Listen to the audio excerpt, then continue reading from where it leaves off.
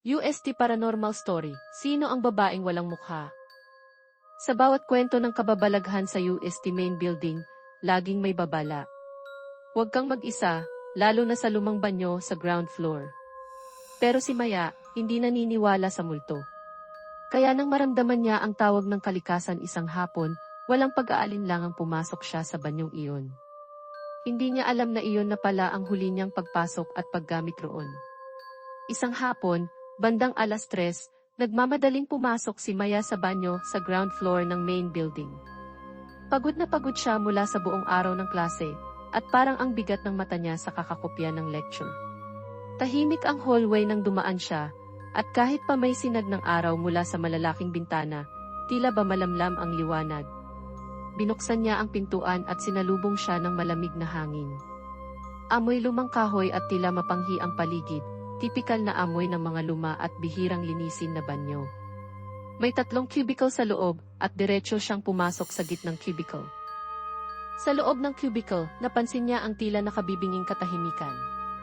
Walang tunog ng ibang tao o kahit patak ng tubig mula sa gripo, parang huminto ang oras sa bigat ng katahimikan sa lugar. Biglang binasag ang katahimikan ng mahinang paghikbi mula sa katabing cubicle. Malamyos ngunit garalgal ang boses, parang isang dalagang humahagulgol na hindi mapigilan. Napahinto siya. Kinilabutan siya agad, pero sinubukan niyang kumbinsihin ang sarili na baka isa lang itong estudyanteng may pinagdaraanan. "Excuse me," sambit niya, bahagyang nanginginig ang boses. Walang sumagot. Sa halip, naging mas malakas ang paghikbi, tila papalapit. Nilakasan niya ang loob. "Miss, okay ka lang?" Biglang tumigil ang tunog. Muli, binalot ng nakakabinging katahimikan ang buong lugar. Lumabas siya ng cubicle, at nang humarap siya sa salamin, napansin niyang wala ni isang pinto ng ibang cubicle ang nakasara. Bawat isa ay nakabukas ng bahagya, sapat para makita niyang walang tao sa loob. Ngunit nang kanyang buksan ang gripo para maghugas ng kamay, narinig niya ang langit-ngit at dahan-dahang pagbukas ng pinto ng cubicle sa kanyang likod. Parang may kung anong bagay ang unti-unting gumapang palabas roon. Habang nakatingin sa salamin, parang may maitim na aninong gumalaw sa ilalim ng pinto. Napalingon siya. Walang tao.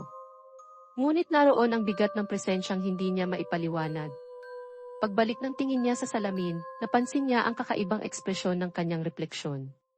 Nakangiti ito, dilat ang mga mata at ang mukha'y nakatagilid. Natigilan siya sa kanyang kinatatayuan. Napapikit siya sa takot at napabulong ng dasal. Sa kanyang muling pagdilat, nakita niya sa refleksyon mula sa salamin ang isang babae. Ang mukha niya'y natatabunan ng maitim at mahabang buhok. Nakatungo ito at humihikbi, lumulutang papalapit sa kanyang likuran. Maya-maya pa'y naramdaman niya ang malamig na kamay ng babae na gumapang sa kanyang balikat, sabay bulong ng, "Maya, huwag mo akong iwanan. Tulungan mo ako." Nakahulagpos siya at tumakbo papunta sa pintuan ng banyo. Hindi na lumingon kahit naririnig niya ang paghikbi at pagtawag sa kanyang pangalan ng babae. Nangako siya sa sarili na hinding-hindi na muli papasok sa banyong iyon sa ground floor.